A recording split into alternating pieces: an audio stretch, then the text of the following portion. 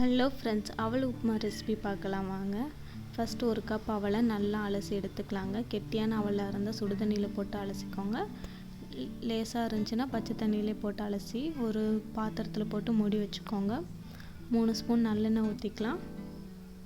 1/2 spoon கடுகு, 1/4 spoon உளுந்தம்பருப்பு, 1/4 spoon கடலைப்பருப்பையும் போட்டு நல்லா வறுத்து எடுத்துக்கோங்க.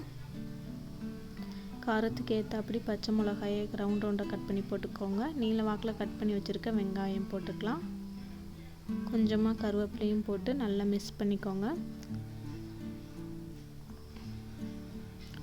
தேவையான வெஜிடபிள்ஸும் போட்டுக்கலாம். நாங்கள் கேரட்டை மட்டும் போட்டுக்கோம். உங்களுக்கு என்ன வெஜிடபிள்ஸ்லாம் வேணுமோ அதெல்லாம் போட்டுக்கோங்க. கொஞ்சமாக உப்பும் போட்டுக்கோங்க. வேர்க்கடலையும் போட்டுக்கலாம். கொஞ்சமாக மஞ்சத்தூள் போட்டுங்க, ரொம்ப போட்டாதீங்க. பாருங்கள் அவல் எப்படி உதிரி உதிரியாக வந்திருக்குன்னு. அவ்வளோதாங்க. அவளையும் போட்டு நல்லா மிக்ஸ் பண்ணிவிட்டு கொஞ்சமாக உப்பையும் போட்டிங்கன்னா அவல் உப்புமா ரெசிபி ரெடி.